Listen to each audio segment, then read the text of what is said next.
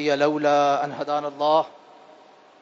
اللهم صل على محمد وعلى آل محمد كما صليت على إبراهيم وعلى آل إبراهيم إنك حميد مجيد اللهم بارك على محمد وعلى آل محمد كما باركت على إبراهيم وعلى آل إبراهيم إنك حميد مجيد قال رسول الله صلى الله عليه وسلم قال الله تبارك وتعالى يا ابن آدم أنفق عليك وقال يمين الله ملآن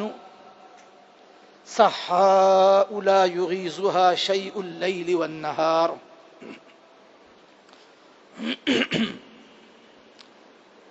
حضرت ابو ہریرہ رضی اللہ تعالی عنہ بیان کرتے ہیں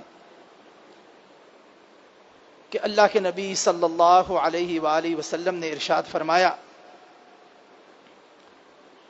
کہ اللہ تعالیٰ فرماتے ہیں یا ابن آدم، اے آدم کے بیٹے یعنی اے انسان، انفق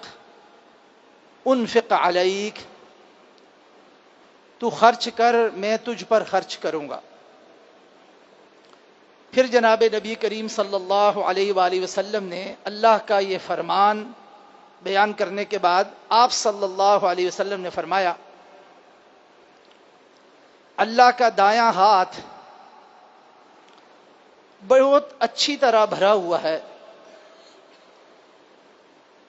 اس کی سخاوت جاری ہے، اس کی سخاوت کا فیضان دن اور رات کو جاری رہتا ہے، اور کوئی چیز اس میں ذرا بھر کمی نہیں لا سکتی۔ اس حدیث مبارکہ میں جناب نبی کریم صلی اللہ علیہ وآلہ وسلم نے خرچ کرنے کی فضیلت بیان کی ہے۔ عام طور پر جب خرچ کرنے کا لفظ بولا جاتا ہے یا یہ اصطلاح بولی جاتی ہے تو اس سے مراد یہ لیا جاتا ہے کہ انسان اپنا مال خرچ کرے، دوسروں پر اپنا مال خرچ کرے۔ یقیناً خرچ کرنے کی سب سے بڑی صورت یہ ہے کہ اللہ نے جو مال انسان کو عطا کیا ہے اس مال میں سے انسان دوسروں پر جائز طریقے سے اس مال کو خرچ کرے، اس کو لوٹائے۔ مگر یہ محض انسان کے مال تک محدود نہیں ہے، اللہ نے مال کے علاوہ جو دیگر نعمتیں، قیمتی چیزیں انسان کو عطا کی ہیں ان کو بھی خرچ کرنا اس کے ذیل اور اس کے زمرے میں آتا ہے۔ اللہ نے بظاہر مال کے علاوہ انسان کو اگر کوئی استعداد، صلاحیت اور توفیق عطا کی ہے تو اس کو بھی خرچ کرنا، اس کو بھی لوگوں پر لوٹانا، یہ بھی اسی زمرے میں آتا ہے کہ انفق علیک۔ اس حدیث مبارکہ کو آج اس موقع پر بیان کرنا معنی خیز ہے، اس لیے کہ جو ہماری ملک کی معیشت کی حالت ہے اور جو مہنگائی اور جو پریشانی جس کا سامنا لوگوں کو بڑی سنگین صورت میں ہے، ایسے موقع پر خرچ کرنے کی فضیلت بیان کرنا اور ایسے موقع پر خرچ کی احادیث بیان کرنا، شاید اس سے کسی شخص کو یہ احساس پیدا ہو، اس کے دل و دماغ میں یہ خیال آ جائے کہ پلے ہمارے ہے کچھ نہیں، حالات روز بروز ہمارے خراب سے خراب تر ہوتے چلے جا رہے ہیں، مہنگائی کا طوفان ہے، اور یہاں پر حدیثیں کون سی بیان کی جا رہی ہیں؟ خرچ کرو۔ یہ انسان ہے نا، ہم سارے انسان ہیں۔ طبعی طور پر جب کسی ایسے شخص سے جو بیچارہ جس کے جیب میں کچھ بھی نہ ہو، پھوٹی کوڑی نہ ہو یا بہت تھوڑا مال ہو، خرچہ زیادہ ہو، اس کو آپ یہ کہیں کہ جی خرچ کرو لٹاؤ، تو وہ کیا کہے گا؟ وہ یہی بات سوچے گا نا۔ تو اس سوچ میں بذات خود کوئی حیرت کی بات نہیں ہے، یہ طبعی طور پر بالکل انسان کی سوچ میں اسی طرح کی بات آنی چاہیے، ہر ذی شعور شخص کو ایسے ہی سوچنا چاہیے۔ مگر جیسا میں نے عرض کیا کہ اس حدیث کو یہاں آج بیان کرنا اس لحاظ سے معنی خیز ہے اور قصدن ہے کہ معیشت کے اصول، جو عمومی معیشت ہے، دنیاوی معیشت ہے، جو معیشت کے ماہرین ہیں وہ ایسے موقع پر جو اصول بیان کرتے ہیں وہ اصول کیا ہے کہ بچت کیا جائے اور بچت کے معاملات پر توجہ دی جائے، تو انسان آہستہ آہستہ ان حالات سے نکل آتا ہے، اور یہ وقتی طور پر حالات ہیں، کچھ بچت کر کے انسان ان سے نکل آئے گا۔ اللہ نے جو معیشت کا فلسفہ بیان کیا ہے نا، وہ اس کے بالکل برعکس ہے، اور یہ جو الفاظ اس حدیث مبارکہ میں بیان ہوئے ہیں نا، وہ آج کی جو ہماری پریشانی ہے، ہماری جو تنگ دستی ہے بحیثیت قوم مجموعی طور پر، اس میں ہمیں پیش نظر رکھنی چاہیے کہ ہمارا حل ہے کہاں، اور وہ ان الفاظ میں کہ اور حدیث نبی صلی اللہ علیہ وسلم سے بیان ہوئی، حضرت ابو ہریرہ بیان کرتے ہیں، صحیح مسلم کی حدیث ہے، اور آپ صلی اللہ علیہ وسلم نے یہ نہیں کہا کہ ایک بات کہی کہ جی آپ کی طرف سے یہ بات ہے، حالانکہ آپ کی طرف سے بھی ہوتی، صحیح حدیث ہوتی ہماری سر آنکھوں پر، صحیح حدیث آپ صلی اللہ علیہ وسلم سے ثابت ہے تو ہمارے لیے تو حکم کا درجہ رکھتی ہے نا، مگر آپ صلی اللہ علیہ وسلم نے بھی کیا فرمایا؟ اللہ فرماتے ہیں، اللہ فرماتے ہیں، تو یہ جو ٹکڑا ہے نا، جو پہلا یہ حدیث قدسی کے زمرے میں آتا ہے، اللہ فرماتے ہیں، اور اللہ کیا فرماتے ہیں؟ انفق انفق علیک یا ابن آدم، اے آدم کے بیٹے۔ یہ مخاطب اور خطاب بھی جو ہے نا، یہ صرف مسلمانوں سے نہیں ہے، آدم کے بیٹے یعنی تمام لوگوں سے یہ خطاب ہے، اگر تم خرچ کرو گے تو اللہ تم پر خرچ کرے گا، اور معیشت کی اس وقت جو تنگ دستی ہے اس سے نکلنے کے لیے بظاہر تو ہمیں ہر طرف اندھیرا نظر آ رہا ہے نا، بظاہر نہیں نظر آتا کہ کیسے ان حالات سے نکلیں گے، اگر ہماری ترکیب، ہماری ترتیب، ہماری ایڈوائز، ہمارا طور طریقہ، ہمارے پاس کوئی تدبیر ہوتی تو ہم شاید اللہ کی طرف رجوع نہ کرتے، کیونکہ انسان اپنے طور پر بڑا ترم خان بنتا ہے، لیکن جب کہ بظاہر ایسے لگتا ہے کہ ایک بند دروازے اور دیوار کے سامنے کھڑے ہو گئے تو اب اللہ ہی اللہ ہے، تو اللہ کے قرآن کی طرف، نبی صلی اللہ علیہ وسلم کے فرمان کی طرف رجوع کرنا چاہیے انسان کو، اور آپ نے کیا فرمایا؟ انفق انفق علیک، تم خرچ کرو اللہ تم پر خرچ کرے گا، اور جس پر اللہ خرچ کرے گا اس کے بارے میں یہ تصور گمان ہو سکتا ہے کہ وہ بھوکا مر جائے گا، اس کی معیشت خراب ہو جائے گی، برباد ہو جائے گی۔ تو یہ بڑی ایک اہم بات ہے کہ جس وقت لوگوں کی معاشی حالت خراب ہو اس وقت اسلام لوگوں کو یہ طور طریقہ سکھاتا ہے، یاد دہانی کرواتا ہے، خرچ کرو اللہ کی راہ میں، خرچ کرو اللہ کی راہ میں۔ اس کی وجہ کیا ہے؟ اس کی وجہ یہ ہے کہ انسان کا سب سے بڑا صدقہ اور اللہ کو خوش کرنے کی سب سے بڑی جو چیز ہے نا، نیت اس کی، وہ مشکل حالات میں ہے، جب آسانی ہے، آسودگی ہے، اس وقت بھی صدقہ خیرات کی جائے تو اس کی بڑی فضیلت ہے، مگر پتہ تو اس وقت چلتا ہے نا کہ جب روٹی میں نے خود کھانی ہے ایک، اور بندہ فقیر بھی صدا لگاتا ہے، اب پتہ چلے گا کہ اس کے ساتھ میں کچھ شیئر کرتا ہوں کہ نہیں کرتا۔ جب میں تنگ دستی میں ہوں اور کوئی 4 آنے، کوئی 8 آنے، کوئی چھوٹی سی چیز، معمولی چیز، مگر انسان کے اندر یہ دھائیہ اور جذبہ پیدا ہو کہ نہیں دینا ہے اللہ کی راہ میں، یہ اصل چیز مطلوب ہے اللہ کو، ورنہ میرے اور آپ کے مال کی ضرورت تو نہیں ہے نا۔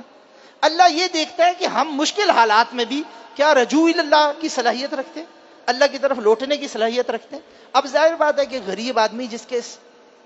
وسائل ہی بڑے محدود ہیں، وہ کوئی بہت بڑی فلنتھروپی نہیں کرے گا، وہ کوئی بہت بڑا مال نہیں خرچ کرے گا، تھوڑا معمولی، تھوڑا اور معمولی۔ اللہ کے ہاں نیتیں دیکھی جاتی ہیں، اللہ کے ہاں اخلاص دیکھا جاتا ہے، اللہ کے ہاں تعداد اور مقدار نہیں دیکھی جاتی، اللہ کے ہاں کیفیت دیکھی جاتی ہے۔ یہ کمیت کی بات نہیں ہے، یہ کیفیت کی بات ہے، تو یہ کیفیت انسان کو اختیار کرنے کی ضرورت ہے۔ ان حالات میں جب بظاہر اور کوئی حل نہیں ہے تو اس حل کی طرف رجوع کر کے دیکھ لیتے ہیں، تھوڑا سا کر کے رجوع کر کے دیکھ لیتے ہیں، اور اللہ سبحانہ و تعالی انسان اپنی زندگی میں، ایک تو وہ چیزیں ہیں نا تجربات جو علماء نے اور اسلاف نے کتابوں میں لکھے ہیں، آپ اپنی زندگی میں اس کو اختیار کر کے دیکھیں، چھوٹا سا صدقہ دن میں کریں اور آپ دیکھیں کہ آپ کے مال و دولت میں اور آپ کے وسائل میں اللہ سبحانہ و تعالی کیسی برکت ڈال دیتا ہے۔ یہ اصل میں سننے والی باتیں، ہم سن کر ان باتوں کو اور عمل نہ کر کے ہم یہ سمجھتے ہیں کہ یار ہوتا ہی ایسے ہے، تھوڑا سا عمل اختیار کریں اور پھر دیکھیں کتنی بڑی برکت اللہ سبحانہ و تعالی عطا فرماتے ہیں، اور آج کل کے حالات سے انسان کو کیسے اللہ آسودہ کر دیتا ہے۔ دوسری بات،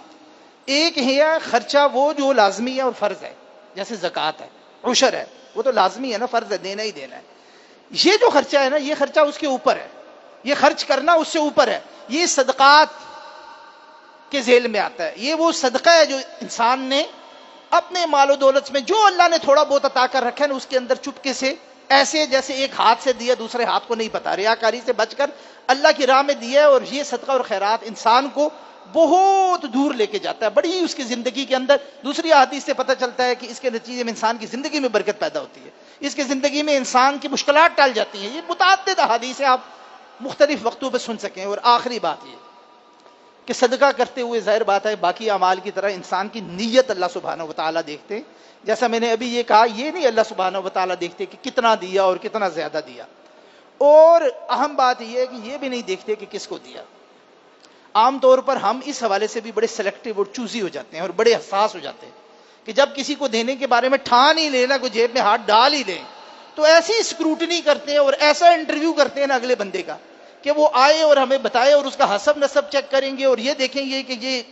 پہلے سے آسودہ تو نہیں ہے, اس کی جیب میں کچھ ہے تو نہیں, اور اتنے سوالات کر کر کر کر کر کر کے پوری انکوائری کر کے پھر اس کے بعد اس کو دینے کی کوشش کرتے ہیں. یہ بھی دین کے مزاج سے مطابقت نہیں رکھتی. اس بارے میں صحیح مسلم کی ایک دوسری حدیث سن لیں. نبی کریم صلی اللہ علیہ وسلم سے روایت ہے, آپ نے فرمایا کہ ایک شخص نے رات کے ٹائم, دن کے ٹائم یا رات کے ٹائم, یہ اس بات کا ارادہ کیا کہ میں رات کو صدقہ کروں گا. اب رات کو بظاہر صدقہ کرنے کا مطلب یہ تھا کہ دنیا سے چھپ کے, تاکہ ریاکاری نہ ہو, تو میں اللہ کی راہ میں کچھ صدقہ خیرات کروں گا. رات کو وہ گیا اور اس نے صدقہ ایک عورت کو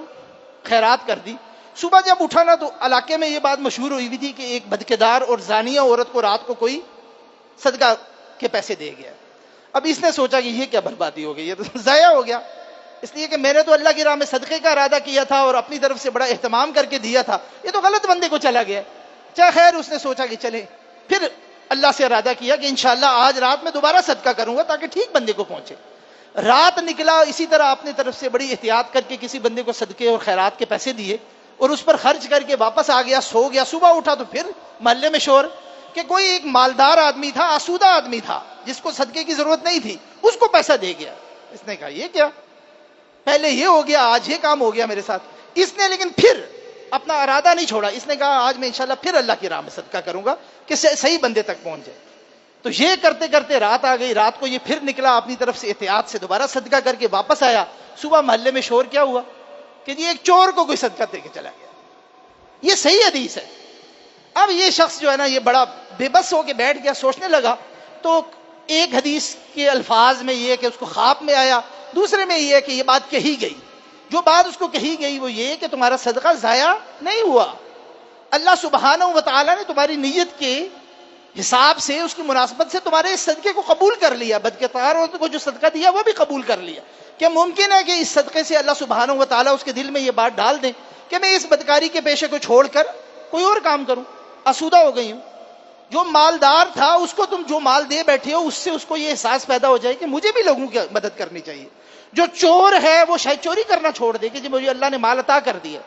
یہاں جو سیکھنے کی بات ہے وہ یہ کہ جس شخص کو مال دیا جا رہا ہے نا, اس کے حال احوال, اس کا کردار, اس کے کرتوت کیسے ہی کیوں نہ ہو, یہ درست ہے بات کہ دیگر احادیث میں اس قسم کی چیزیں میں ملتی ہیں کہ تمہارا کھانا کون کھانے لگا ہے, تمہارا